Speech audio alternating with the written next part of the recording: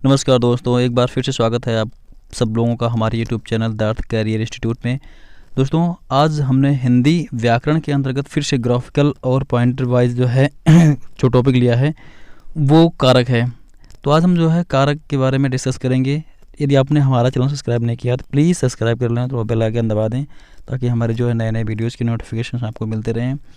चलिए शुरू करते हैं।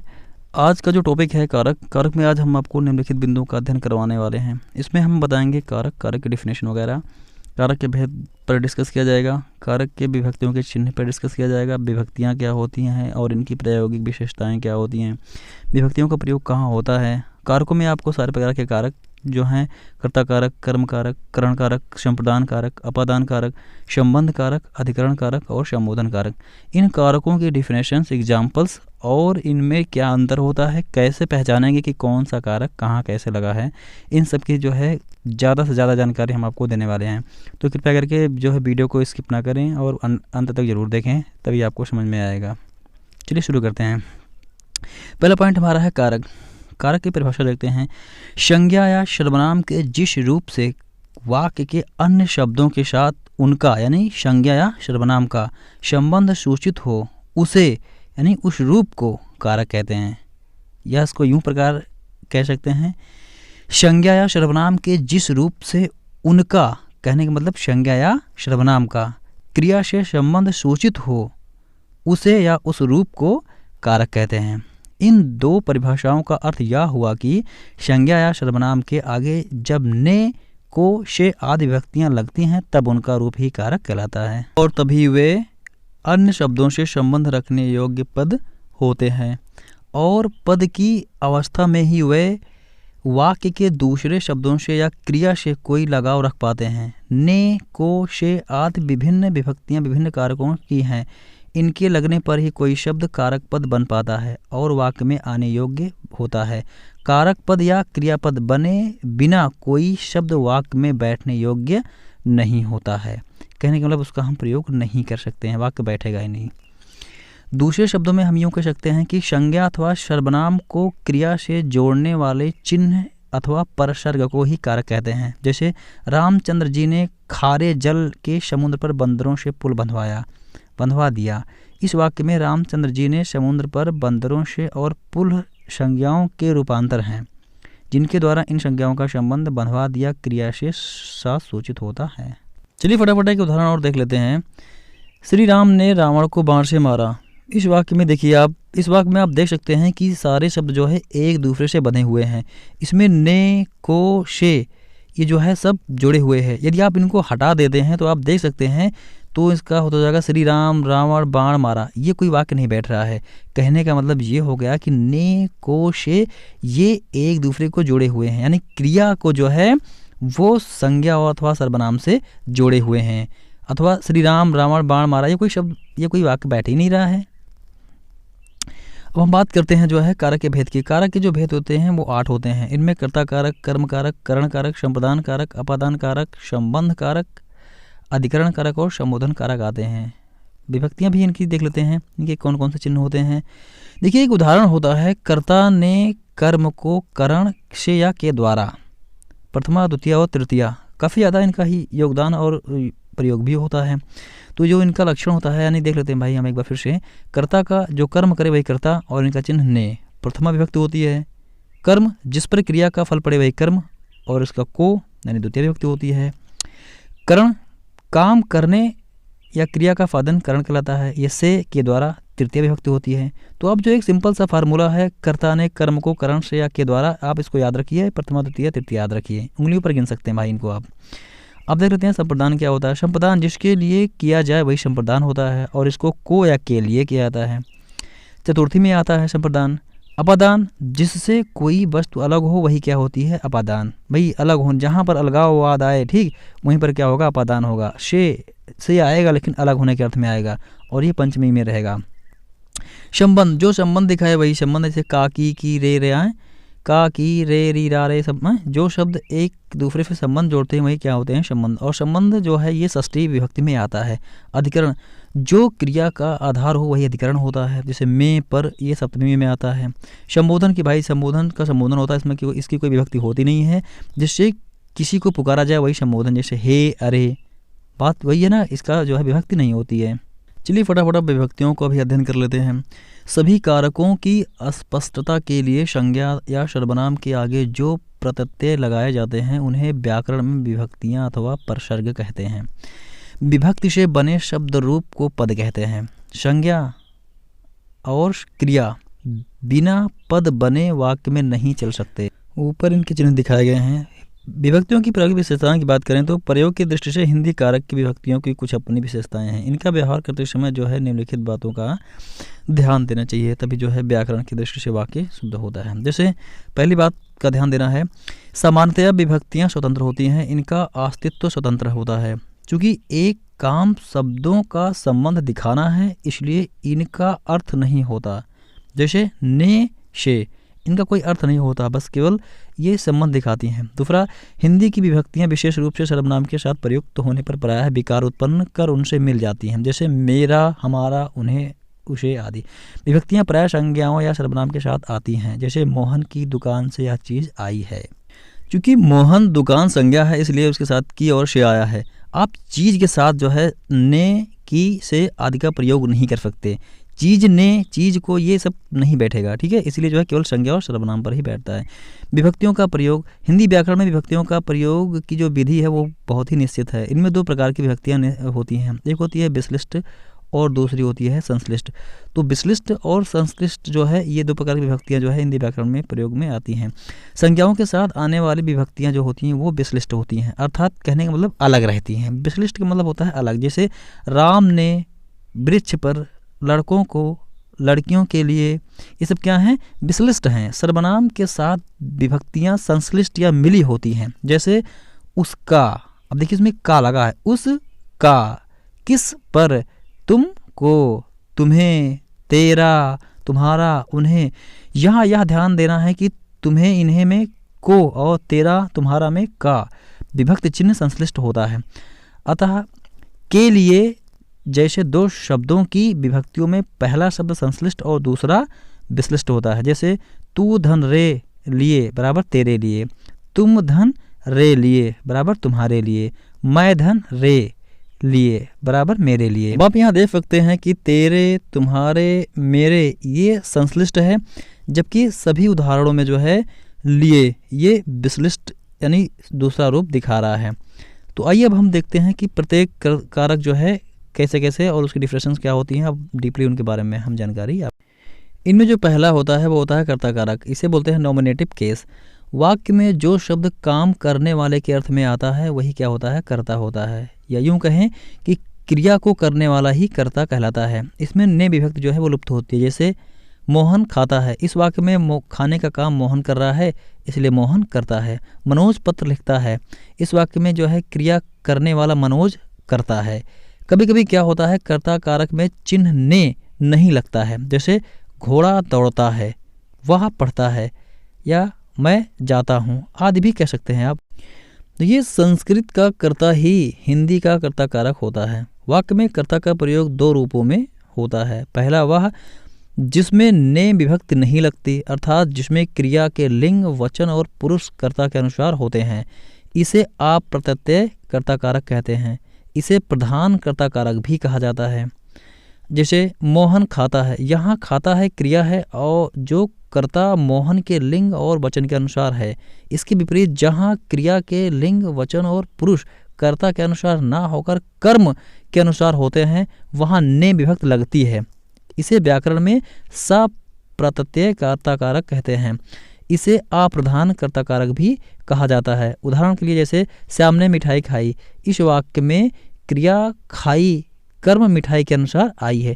कहने का मतलब ये हो गया कि जो प्रधान कर्ता कारक होता है उसमें ने नहीं लगता है, जबकि जो अप्रधान कर्ता कारक होता है उसमें ने लगता है। जो प्रधान कर्ता कारक होता है उसे अप्रत्यय कहते हैं, यानी अप्रत्यय कर्ता कारक कहते हैं, और जो अप्रधान कर्ता कारक होता है उसे हम सप्रत्यय कारक कहते हैं, यानी कि प्रत्यय के साथ आया हुआ। चलिए बात करते हैं कर्ता के ने चिन्ह का प्रयोग। कर्ता कारक की विभक्ति ने है, बिना विभक्ति के भी कर्ता कारक का प्रयोग होता है। अप्रत्यय कर्ता कारक में ने का प्रयोग न होने के कारण वाक्य रचना में कोई खास कठिनाई नहीं होती। ने का प्रयोग अधिकतर पश्चिमी हिंदी में होता है। बनारस से पंजाब तक इसके प्रयोग में लोगों को विशेष कठिनाई नहीं होती, क्योंकि इस ने विभक्ति की सृष्टि उधर ही हुई है। वास्तव में जो अहिंदी भाषी होते हैं वो इससे यानी इस विभक्ति से घबराते हैं, परंतु यदि इसकी सावधानी रखी जाए थोड़ा बहुत और इसकी व्युत्पत्ति को ध्यान में रखा जाए तो स्पष्ट हो जाएगा कि इसका स्वरूप जैसा संस्कृत में है वैसा हिंदी में भी है। हिंदी में कोई वैशिष्ट्य नहीं आया है, यह केवल जो है संस्कृत का एक अलग स्वरूप है जो कि हिंदी में एक विशिष्ट प्रकार से या यूँ कहो कि थोड़े ही प्रकार से जो है परिवर्तित हुआ है। खड़ी बोली हिंदी में ने कर्ता कारक में संज्ञा शब्दों की एक विश्लिष्ट विभक्ति है जिसकी स्थिति बड़ी नापीतुली है और अस्पष्ट है, किंतु हिंदी लिखने में इसके प्रयोग की भूलें प्रायः हो जा करती हैं। ने का प्रयोग केवल हिंदी और उर्दू में होता है। अहिंदी भाषियों को ने के प्रयोग में काफ़ी कठिनाई आती है। अब यहाँ आप देख सकते हैं कहाँ होता है कहाँ नहीं होता ने का प्रयोग। अब देख लेते हैं हम जो है कि कर्ता के ने विभक्ति चिन्ह का प्रयोग कहाँ पर होता है। देखिए पहले कंडीशन है कि ने का प्रयोग कर्ता के साथ तब होता है जब एक पदीय या संयुक्त क्रिया सकर्मक भूतकालिक होती है। कहने का मतलब सकर्मक भूतकालिक यानी केवल सामान्य भूत, आसन्न भूत, पूर्ण भूत, संदिग्ध भूत या हेतु हेतु मद भूत कालों में ने विभक्ति लगती है। जैसे उदाहरण सामान्य भूत का उदाहरण हम आपको देते हैं। इसमें राम ने रोटी खाई। अब आप यहाँ देख सकते हैं कि राम ने रोटी खाई एक सामान्य भूत है, खाई। आसन्न भूत राम ने रोटी खाई है आसन्न भूत। पूर्ण भूत का उदाहरण देख लेते हैं। राम ने रोटी खाई थी, ये एक पूर्ण भूत है, इसमें भी जो है ने का प्रयोग हुआ है। संदिग्ध भूत राम ने रोटी खाई होगी। भाई राम ने रोटी खाई होगी ये संदिग्ध भूत है, यहाँ भी जो है राम ने आया है। हेतु हेतु मद भूत का उदाहरण देख लेते हैं। राम ने पुस्तक पढ़ी होती तो उत्तर ठीक होता। देखिए राम ने यहाँ भी आया हुआ है। कहने का मतलब हो गया कि चाहे जो भी हो ने आना है। केवल अपूर्ण भूत को छोड़ शेष 5 भूत कालों में ने का प्रयोग होता रहता है। चलिए दूसरा उदाहरण देख लेते हैं। सामान्यतः अकर्मक क्रिया में ने विभक्ति नहीं लगती है, किंतु कुछ ऐसी अकर्मक क्रियाएं हैं जैसे नहाना, छींकना, थूकना, खांसना, जिनमें ने चिन्ह का प्रयोग अपवाद स्वरूप होता है। इन क्रियाओं के बाद कर्म नहीं आता। जैसे उसने थूका, राम ने छींका, उसने खांसा, उसने नहाया। नंबर 3, जब अकर्मक क्रिया सकर्मक बन जाए तब ने का प्रयोग होता है, अन्यथा नहीं। जैसे उसने टेढ़ी चाल चली, उसने लड़ाई लड़ी आदि। अब आप देख सकते हैं कि उसने थूका, राम ने छींका, उसने खांसा, ये सब क्या है अकर्मक हैं। इसमें कर्म का अभाव है। जबकि उसने टेढ़ी चाल चली, उसने लड़ाई लड़ी, इसमें आप देख सकते हैं कि उसने लड़ाई, यहाँ लड़ी के लिए जो है कर्म लड़ाई आया है, जबकि लड़ी क्या है ये अकर्मक क्रिया है। चाल चली भी क्या है इसमें टेढ़ी। चलिए अब अगला उदाहरण देखते हैं। नंबर 4, जब संयुक्त क्रिया के दोनों खंड सकर्मक हों तो अपूर्ण भूत को छोड़ से सभी भूत कालों में कर्ता के आगे ने चिन्ह का प्रयोग होता है। जैसे श्याम ने उत्तर कह दिया, किशोर ने खा लिया। अब आप यहाँ देख सकते हैं कि कह दिया, खा लिया, अब इसके आगे क्या है श्याम ने, किशोर ने। ठीक। नंबर 5 जो है प्रेरणार्थक क्रियाओं के साथ अपूर्ण भूत को छोड़ से सभी भूतकालों में ने का प्रयोग होता है। जैसे मैंने उसे पढ़ाया, उसने 1 रुपया दिलवाया, मोदी ने कोरोना से सबको राहत दिलवाई आदि उदाहरण आपको देखने को मिल सकते हैं। चलिए बात कर लेते हैं कर्ता के ने विभक्ति चिन्ह का प्रयोग कहाँ नहीं होता है। देखिए वो निम्नलिखित स्थितियों में नहीं होता है। पहली कंडीशन क्या है, वर्तमान और भविष्य कालों की क्रिया में कर्ता के साथ ने का प्रयोग नहीं होता है। जैसे वर्तमान में राम जाता है, ये वर्तमान काल है और इसमें ने नहीं आया है। आप ये नहीं कह सकते कि राम ने जाता है, ये कोई वाक्य नहीं बैठेगा। इसी प्रकार भविष्य काल का उदाहरण देते हैं, राम जाएगा, तो राम जाएगा ये क्लियर है, लेकिन आप राम ने जाएगा ऐसा कह दें तो ये गड़बड़ हो जाएगा। कहने का मतलब आप यहाँ पे वर्तमान और भविष्य कालों में ने का प्रयोग नहीं कर सकते, या नहीं करें तो ज़्यादा बेहतर रहेगा। नंबर 2 क्या है, बकना, बोलना, भूलना, ये क्रियाएं यद्यपि सकर्मक हैं फिर भी जो है अपवाद स्वरूप सामान्य, आसन्न, पूर्ण और संदिग्ध भूतकालों में कर्ता के ने चिन्ह का प्रयोग नहीं होता है। जैसे वह गाली बका, वह बोला, वह मुझे भूला। बोलना भाई कहीं कहीं इसमें ने आता है, जैसे उसने बोलियाँ बोली, इसमें ने आया है। इसे ऐसे भी कह सकते हैं कि वह बोलियाँ बोला, इसको ऐसे भी कहा जा सकता है। चलिए फटाफट अगले एग्जाम्पल की बात कर लेते हैं। नंबर 3, यदि संयुक्त क्रिया का अंतिम खंड अकर्मक हो तो उसमें ने का प्रयोग नहीं होता है। जैसे मैं खा चुका, भाई देखिए यहाँ खा चुका, दो जो है संयुक्त क्रियाएं हैं, इसमें जो है चुका जो है अकर्मक है, इसमें जो है ने नहीं आया है। वह पुस्तक ले आया, अभी देखिए आना, जाना, चुकना ये सब क्या है, अकर्मक हैं, इसीलिए जो है इसमें ने नहीं आ रहा है। मैं खा चुका, वह पुस्तक ले आया, उसे रेडियो ले जाना है। नंबर 4, जिन वाक्यों में लगना, जाना, शकना तथा चुकना सहायक क्रियाएं आती हैं उसमें ने का प्रयोग नहीं होता है। जैसे वह खा चुका, मैं पानी पीने लगा, उसे पटना जाना है। अब यहाँ देखिए वह ने खा चुका, मैंने पानी पीने लगा, उसने पटना जाना है, ये कोई वाक्य नहीं बैठ रहा है। कहने के मतलब चाहे सहायक क्रिया हो अथवा संयुक्त क्रिया हो, यदि वह आकर्मक है तो उसके साथ ने नहीं आ सकता। यदि आप ने लाएंगे तो वाक्य जो है सही नहीं बैठता है। चलिए बात कर लेते हैं कर्ता में को का प्रयोग कहाँ होता है। देखिए विधि क्रिया जो कि चाहिए आदि के अर्थ में आती है और संभाव्य भूत जैसे जाना था, करना चाहिए था आदि में कर्ता को के साथ आता है।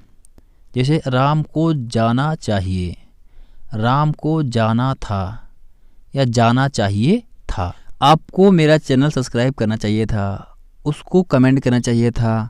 तमाम उदाहरण इस प्रकार से भी जो देखने को मिलते हैं। आपको लाइक करना था, नहीं किए भाई, ये भी उदाहरण है। चलिए फटाफट बात कर लेते हैं कर्मकारक की, यानी कि एक्यूजेटिव केस की। जिस संज्ञा या सर्वनाम पर क्रिया का प्रभाव पड़े उसे कर्मकारक कहते हैं, या यूँ कहें कि वाक्य में क्रिया का फल जिस शब्द पर पड़ता है उसे ही कर्मकारक कहते हैं। इसमें इसकी जो विभक्ति होती है वह को होती है। जैसे माँ बच्चे को सुला रही है, इसमें जो है सुलाने का प्रभाव जो है बच्चे पर पड़ रहा है, इसलिए जो है बच्चा क्या है, कर्मकारक में है। या यूँ कहो कि अगला एग्जाम्पल दे रहे हैं अब आपको, राम ने रावण को मारा, यहाँ मार का असर किस पे पड़ रहा है, रावण पे, इसलिए रावण किस में है, वो एक्यूजेटिव केस में है, यानी कर्मकारक में है। अब क्रिया में किसको क्वेश्चन कीजिए, प्रश्न कीजिए, जो उत्तर मिले वही क्या है, कर्मकारक है।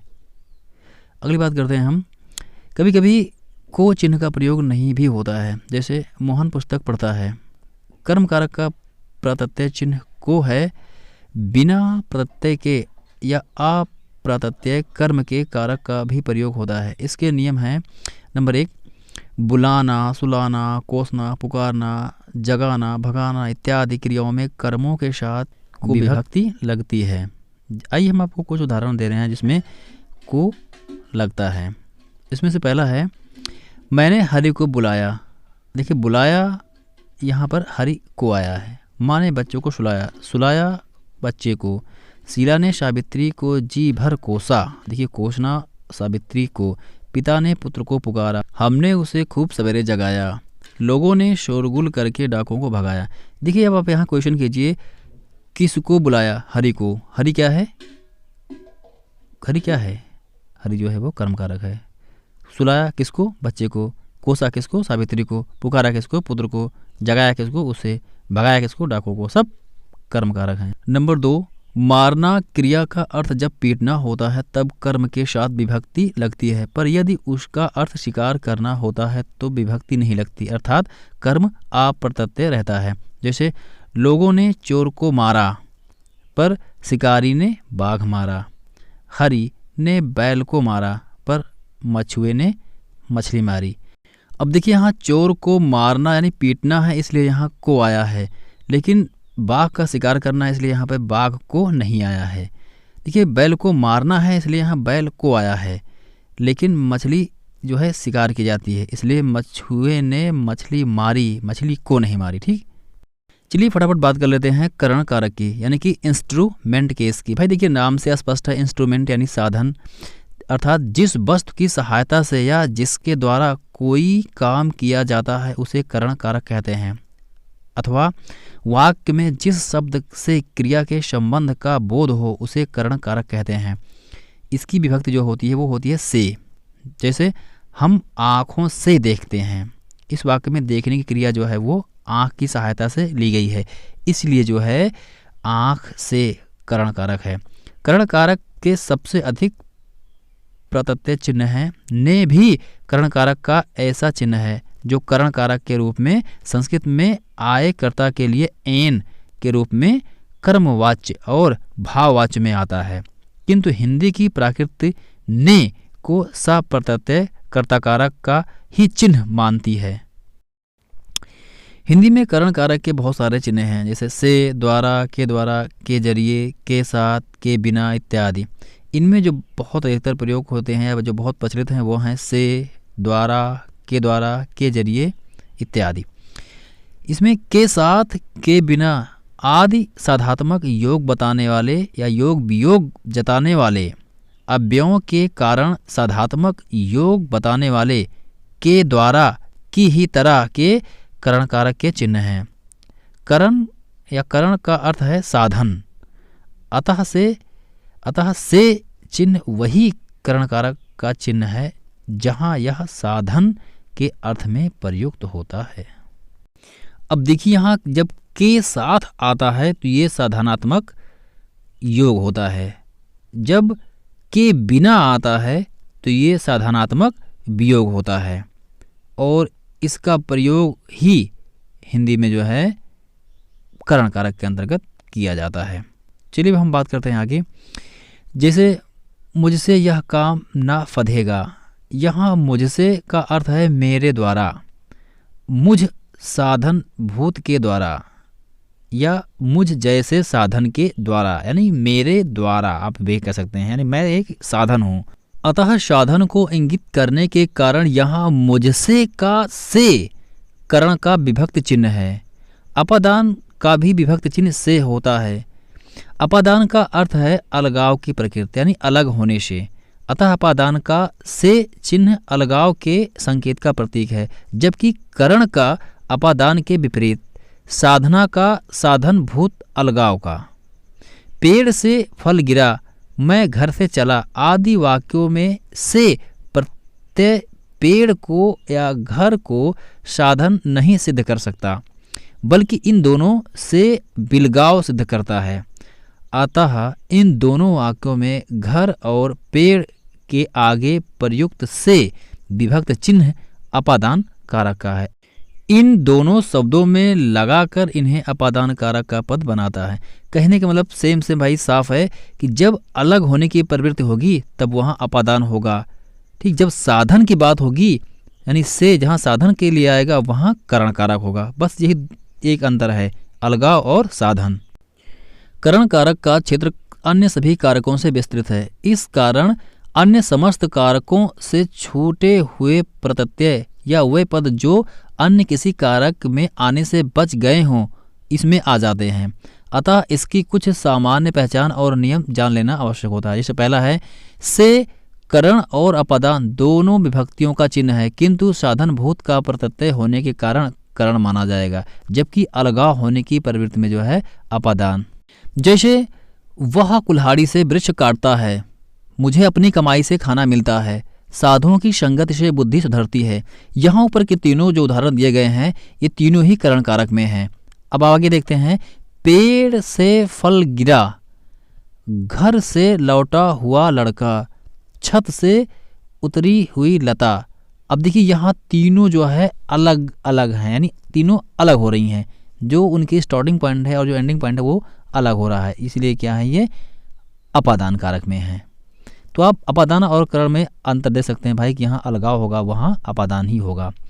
अब आगे देखते हैं नंबर 2, ने सप्रत्यय कर्ता कारक का चिन्ह है, किंतु से या के द्वारा और के जरिए हिंदी में प्रधानता करण कारक के ही प्रत्यय माने जाते हैं, क्योंकि ये सारे प्रत्यय साधन अर्थ की ओर इंगित करते हैं। जैसे मुझसे यह काम ना सधेगा, उसके द्वारा यह कथा सुनी थी, आपके जरिए ही घर का पता चला था, तीर से बाघ मार दिया गया, मेरे द्वारा मकान ढाया गया था, आदि उदाहरण जो है यहाँ जो है लगभग करण कारक के ही मिलते रहते हैं। नंबर 3, भूख, प्यास, जाड़ा, आँख, कान, पाँव इत्यादि शब्द यदि एक वचन करण कारक में सप्रत्यय रहते हैं तो एक वचन होते हैं, और अप्रत्यय रहते हैं तो बहुवचन। जैसे वह भूख से बेचैन है, वह भूखों बेचैन है, ये बहुवचन में हो गया। लड़का प्यास से मर रहा है, लड़का प्यासों मर रहा है। स्त्री जाड़े से कांप रही है, स्त्री जाड़ों कांप रही है। मैंने अपनी आँख से यह घटना देखी, मैंने अपनी आँखों यह घटना देखी। कुछ इस तरह भी होते हैं जैसे कान से सुनी बात पर विश्वास नहीं करना चाहिए, इसका कानों सुनी बात पर विश्वास नहीं करना चाहिए। या लड़का अब अपने पाँव से चलता है, इसको ऐसे भी कह सकते हैं, लड़का अब अपने पाँव चलता है। अब देखिए यहाँ वह भूख से बेचैन है, यहाँ भूख से आ रहा है, इसलिए जो है भूख किस में है, एक वचन में है। अगले वाक्य में जो है वह भूखो बेचैन है, तो यहाँ जो है भूख से नहीं आ रहा है, यहाँ से का जो है यानी कहने का मतलब होगा कि यहाँ आ प्रत्यय है, तो इसलिए जो है यहाँ भूखो आया है, जो कि ये है बहुवचन में है। इसी प्रकार से प्यास, प्यासों, कांप, जाड़ा, जाड़ों है। चलिए अब हम बात करते हैं संप्रदान कारक यानी डेटिव केस की। जिसके लिए कोई क्रिया या काम की जाती है उसे संप्रदान कारक कहते हैं। या यूं कहें जिसके लिए कुछ किया जाए या जिसको कुछ दिया जाए, इसका बोध कराने वाले शब्द के रूप को संप्रदान कारक कहते हैं। इसकी जो विभक्ति होती है वो होती है को या के लिए। जैसे शिष्य ने अपने गुरु के लिए सब कुछ किया, गरीब को धन दीजिए, वह अरुण के लिए मिठाई लाया। देखिए इस वाक्य में लाने का काम अरुण के लिए हुआ है, इसलिए अरुण के लिए ये जो है संप्रदान कारक में है। देखिए इन उदाहरणों में गुरु, गरीब और अरुण, इन लोगों के लिए कुछ किया जा रहा है। भाई जिनके लिए कुछ किया जाएगा वो संप्रदान कारक में ही रहेंगे, तो उदाहरण में जो स्पष्ट है ये जो है संप्रदान कारक में है। चलिए फटाफट विशेष बिंदु पर ध्यान दे लेते हैं। देखिए कर्म और संप्रदान का एक ही विभक्ति प्रत्यय है और जो है वो है को, पर दोनों के अर्थों में अंतर है। संप्रदान का जो को होता है या के लिए होता है अव्यय के स्थान पर या उसके अर्थ में प्रयुक्त होता है, जबकि कर्म के जो प्रत्यय होता है को या के लिए वो अर्थ से कोई संबंध नहीं रखता है। अब उदाहरण पर आप ध्यान दीजिए, जैसे कर्म में ध्यान दीजिए, हरि मोहन को मारता है, जबकि संप्रदान में हरि मोहन को रुपए देता है। कर्म में देखिए उसके लड़के को बुलाया, संप्रदान में उसने लड़के को मिठाइयाँ दी। कर्म में देखिए उसने यानी माँ ने बच्चे को खेलते देखा, जबकि संप्रदान में माँ ने बच्चे को खिलौने खरीदे। देखिए संप्रदान में बस एक ही पहचान है भाई कि यदि कर्ता जो है कर्म के लिए कुछ सहानुभूत स्वरूप कुछ कर रहा है, यानी उसके लिए कुछ किया जा रहा है, उसके अच्छाई के लिए कुछ किया जा रहा है, उसके लिए उसके भाग में उसके प्रभाव में कुछ किया जा रहा है, तो वो क्या है, संप्रदान है। अगर नहीं सवाल मिल रहा है, इसका जवाब नहीं मिल रहा है, तो वो क्या है। चलिए दूसरे पॉइंट की बात कर लेते हैं। नंबर 2, साधारणतया जिसे कुछ दिया जाता है या जिसके लिए कोई काम किया जाता है वह पद संप्रदान कारक का होता है। जैसे भूखों को अन्न देना चाहिए और प्यासों को जल, गुरु ही शिष्य को ज्ञान देता है। इस तरह से आदि। नंबर 3, के हित या के वास्ते या के निर्मित आदि प्रत्यय वाले अव्यय भी संप्रदान कारक के प्रत्यय हैं। जैसे राम के हित लक्ष्मण वन गए थे, तुलसी के वास्ते ही जैसे राम ने अवतार लिया, मेरे निर्मित ही ईश्वर की कोई कृपा नहीं। इस तमाम प्रकार के उदाहरण जिसमें जो है संप्रदान कारक को देखने को मिलता है। चलिए फटाफट हम बात कर लेते हैं अपादान कारक की, यानी कि अबलेटिव केस की। जिससे किसी वस्तु का अलग होना पाया जाता है उसे अपादान कारक कहते हैं। या यूं कहें तो संज्ञा के जिस रूप से किसी वस्तु के अलग होने का भाव प्रकट होता है उसे अपादान कारक कहते हैं। इसकी विभक्ति जो है वो से होती है। जैसे दूल्हा घोड़े से गिर पड़ा, भाई हंसिएगा मत, दूल्हा गिरा है, भाई नाराज हो जाएगा।